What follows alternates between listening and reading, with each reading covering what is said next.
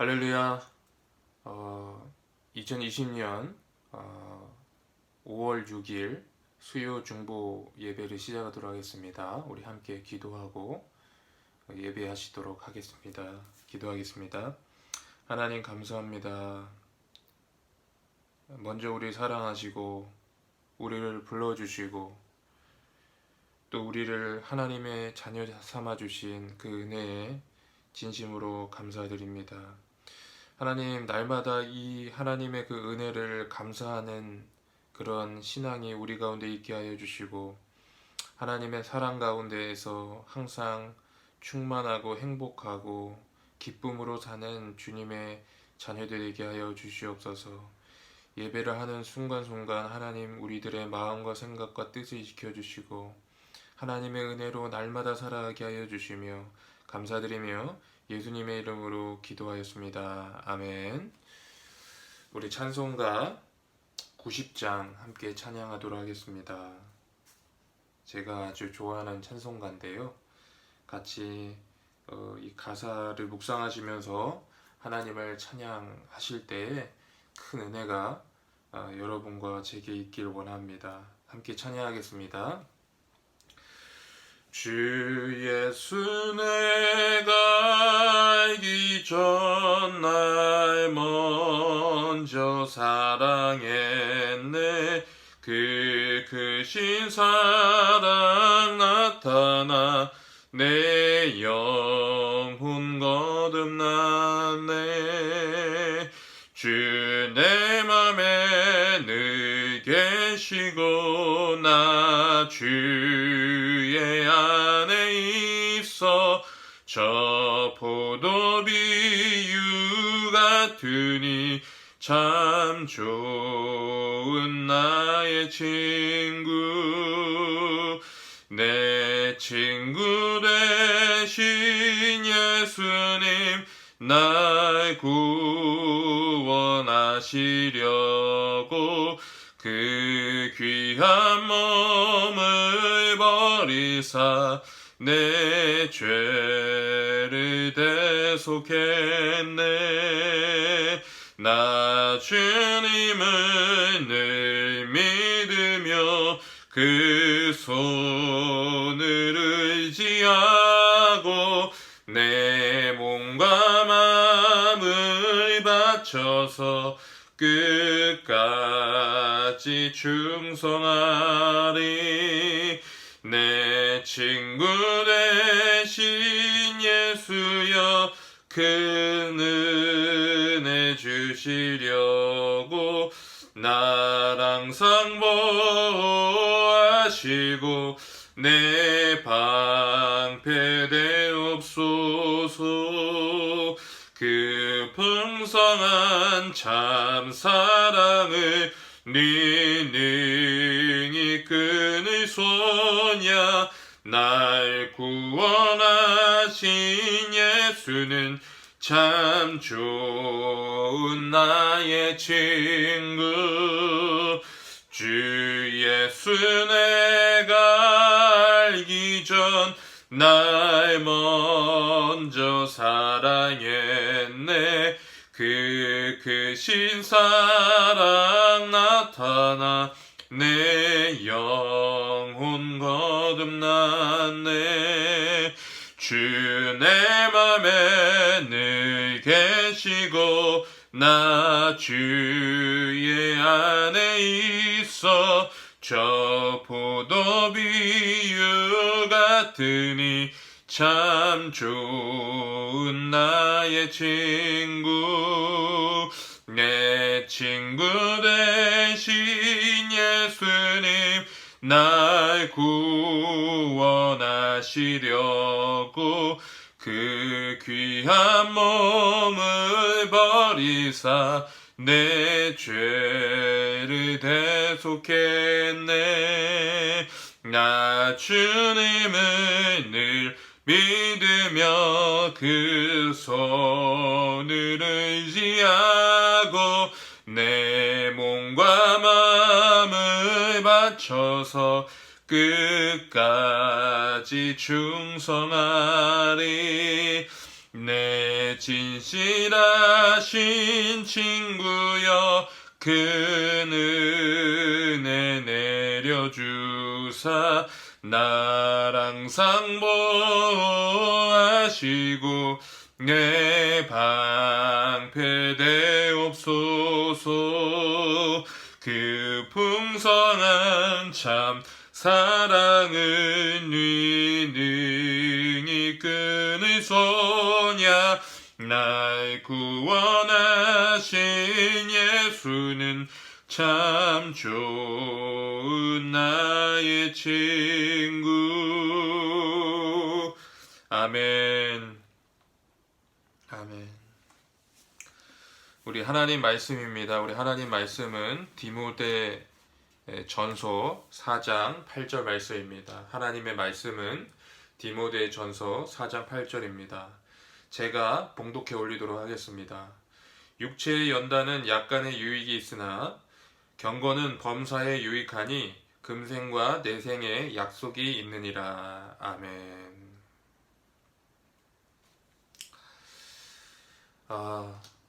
이 코로나19가 거의 종식되었다는 소식을 어제 뉴스 프로그램에서 확인할 수 있었습니다. 어제만 신규 확진자가 3명에 불과하고 또 그것도 해외에서 들어온 사람들이라고 합니다. 이제 사회적 거리두기도 많이 완화가 되고 또 많은 사람들이 점점 일상생활로 돌아가 살아갈 수 있다는 그런 내용의 그런 뉴스였습니다. 참으로 좋은 소식인 것 같습니다. 하지만 아직까지도 이 코로나로 인해서 많은 어려움을 겪고 있는 나라들이 많이 있습니다. 어저께는 뉴스에서 보니까 하루 사망자가 미국에서는 하루 사망자가 3,000명 이상이 되었다고 합니다. 빨리 이 코로나19로 인해서 고통받는 그런 나라들이 안정을 찾고 다시 정상 생활로 돌아올 수 있도록 우리가 함께 계속 기도해 나갔으면 좋겠습니다. 오늘은 신앙의 뼈대를 만드십시오 라는 제목으로 함께 말씀을 나누길 원합니다. 그리스도인의 영적 성장에 있어서 정말로 중요한 것이 있습니다. 여러분, 그것이 무엇일까요?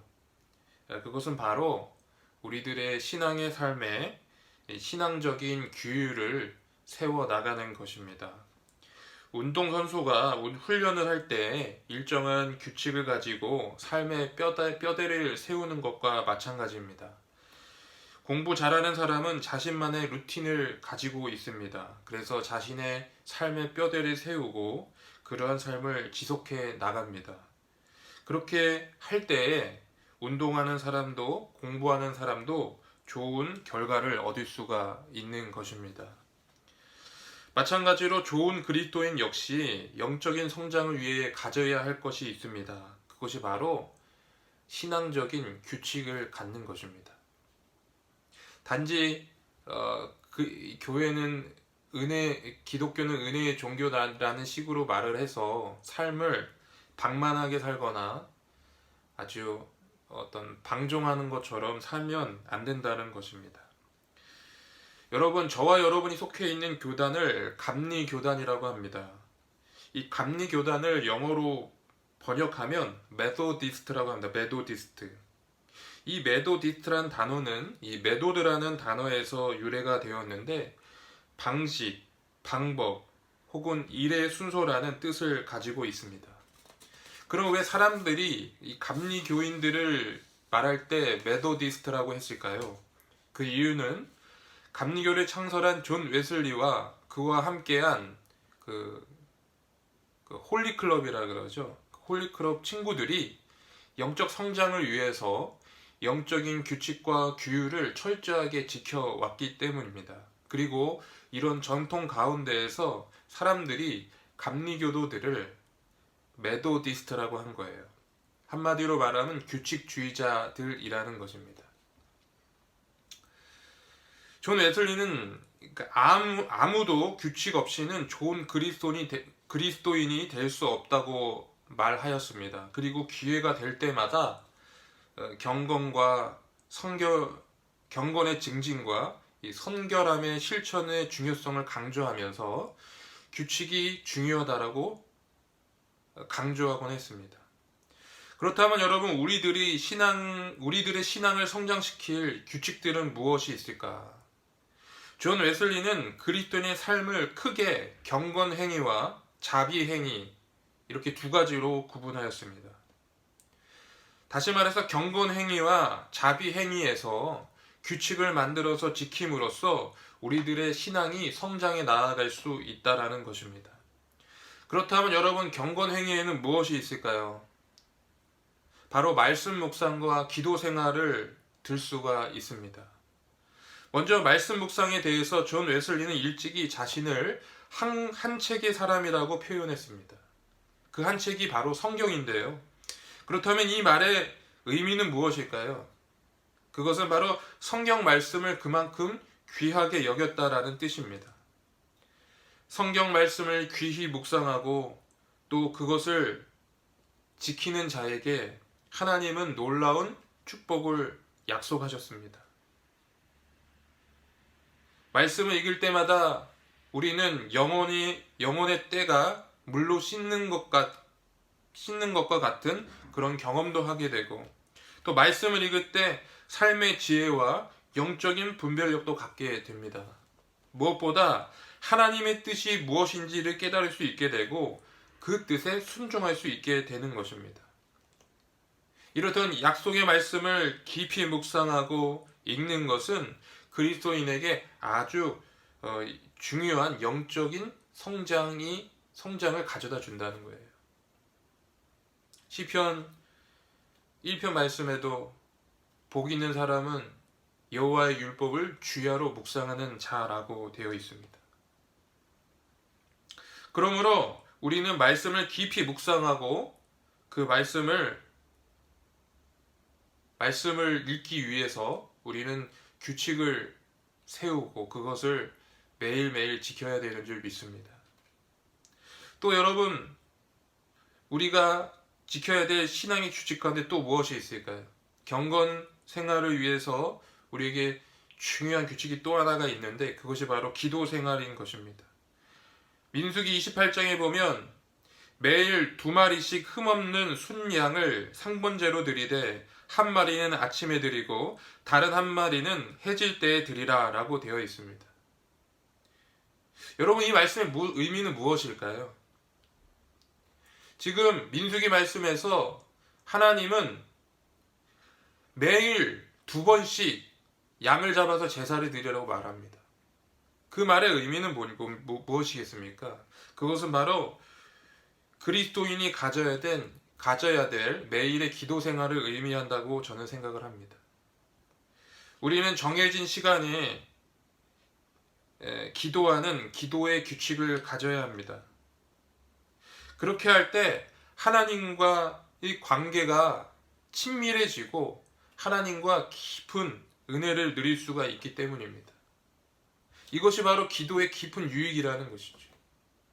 그러므로 여러분, 우리가 기도하는 삶을 살지 않고서는, 기도하는 규칙적인 삶을 살지 않고서는 우리의 신앙에 진보도 없고 성장도 없다라는 것입니다.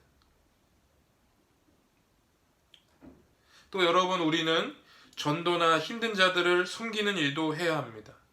하나님의 사랑을 실천하고 규칙적으로 이 일을 해야 합니다. 왜냐하면 이렇게 하나님께 은혜를 받은 바를 행할 때에 우리는 또한 하나님의 사랑도 알게 되고 하나님의 마음도 알게 되고 또 그리고 하나님께 더 깊은 관계로 가기 때문입니다. 저는 이번 코로나 사태를 거치면서 우리의 삶에 신앙의 규칙들이 얼마나 중요한가를 절실하게 깨닫게 되었습니다.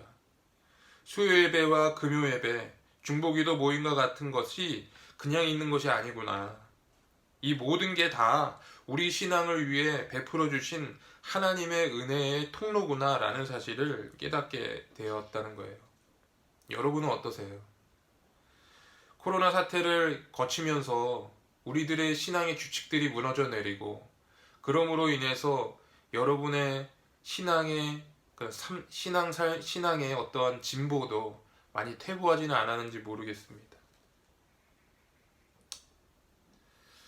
여러분이 습관적으로 하는 것이 무엇입니까? 여러분, 여기에 바로 우리의 신앙의 핵심이 있는 줄 믿습니다.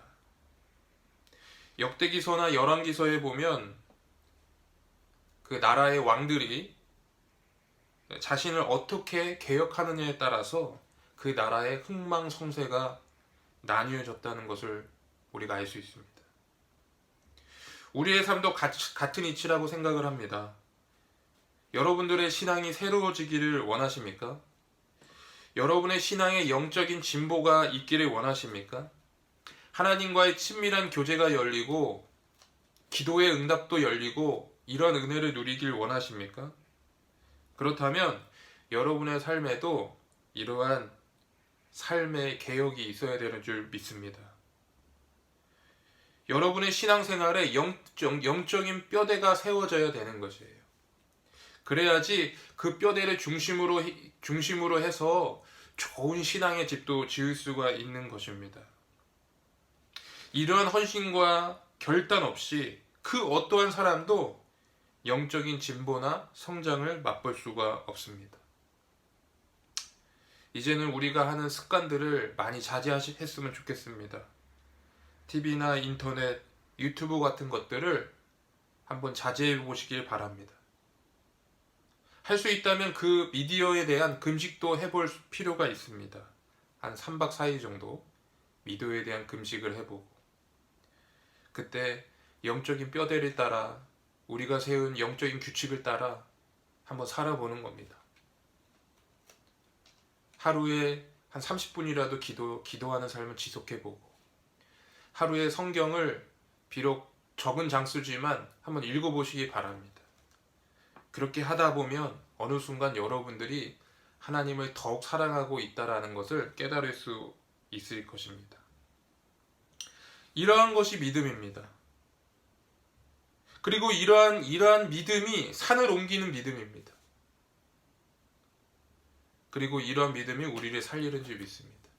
바라기는 저와 여러분의 삶에 이러한 거룩한 영적인 규칙들이 세워지고 존 웨슬리가 말했던 것처럼 메소디스트의 그 정신이 우리의 삶 가운데 깃들기를 주의 이름으로 축복합니다. 우리 94장 한 번 더 찬양하고 제가 같이 기도 제목을 같이 나누고 기도하고 마치도록 하겠습니다.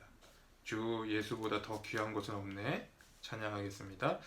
주 예수보다 더 귀한 것은 없네. 이 세상 부귀와 바꿀 수 없네. 영죽음 내 대신 돌아가신 그 놀라운 사랑 잊지 못해. 세상 즐거움 다 버리고 세상 자랑 다 버렸네. 주 예수보다 더 귀한 것은 없네. 예수밖에는 없네. 주 예수보다 더 귀한 것은 없네. 이 세상 명예와 바꿀 수 없네. 이전에 즐기던 세상에도 주 사랑하는 마음 뺏지 못해. 세상 즐거움 다 버리고 세상 자랑 다 버리고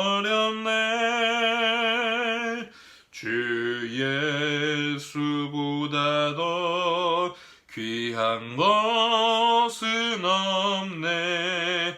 예수밖에는 없네. 주 예수보다 더 귀한 것은 없네. 이 세상 행복과 바꿀 수 없네. 유혹과 핍박이 몰려와도 주 섬기는 내 맘 변치 못해. 세상 즐거움 다 버리고 세상 자랑 다 버렸네. 주 예수보다 더 귀한 것은 없네. 예수밖에는 없네. 우리 몇 가지 함께 기도하도록 하겠습니다. 기도 제목을 드리고 예배를 마치도록 하겠습니다. 먼저는 우리 나라를 위해서 좀 기도해 주셨으면 좋겠고요. 나라가 좀 더 안정적이고 또 주님 안에서 평화로운 그런 나라가 될 수 있도록 기도해 주셨으면 좋겠습니다. 또 북한 땅을 위해서도 좀 기도해 주셨으면 좋겠습니다. 김정은 건강 이산설이 있고 그래서 이제 북한이 이제 그 김씨가 3대 세습으로부터 이제 해방되는구나 그런 생각도 가졌습니다. 그런데 또 건강하게 또 나왔어요. 그래가지고 너무나도 좀 아쉬운 부분이 있는데, 물론 이제 김정은도 또 회개하고 주님 안에서 회개하고 천국 가면 더 좋죠. 근데 이제 어쨌든 간에 이제 그 북한에 있는 그 많은 수용소에 있는 그리스도인들, 지하교에 있는 그리스도인들이 많이 있는데 좀 그들이 속히 좀 자유를 얻어서 좀 주님 앞에서 좀 자유롭게 예배드렸으면 좋겠다라는 마음이 있었는데 좀 그 부분이 좀 아쉽습니다. 그래서 우리 북한과 한국이 복음으로 통일될 수 있도록 좀 이렇게 기도해 주시면 좋을 것 같고요. 또 세 번째로는 저희 교회를 위해서 기도해 주셨으면 좋겠습니다. 코로나 사태 이후에 저희 교회 교인들이 영적 침체에 갇혀 있지 아니하고 좀 더 생동력 있고 힘 있는 신앙생활 할 수 있도록 좀 그렇게 기도해 주시면 좋을 것 같습니다. 그렇게 기도하시고 또 오늘 하루를 좀 사셨으면 좋겠습니다. 제가 기도하고 예배 마치겠습니다. 하나님 감사합니다. 오늘 이렇게 예배를 허락하여 주심을 감사합니다. 특별히 이 나라가 매우 어려운 가운데 있습니다. 경제적으로도 또 정치적으로도 많은 어려움이 있고 또 많은 대립들이 있습니다. 이 모든 것들이 그리스도의 사랑 안에서 온전히 회복될 수 있도록 허락하여 주시옵소서. 특별히 저 북녘 땅 가운데 있는 동포들을 기억하여 주시옵소서. 북한 주민들을 기억하여 주시옵소서. 아무도 모르게 숨죽이면서 종교의 자유도 없이 거주 이전의 자유도 없이 그렇게 힘든 삶을 살아가고 있습니다.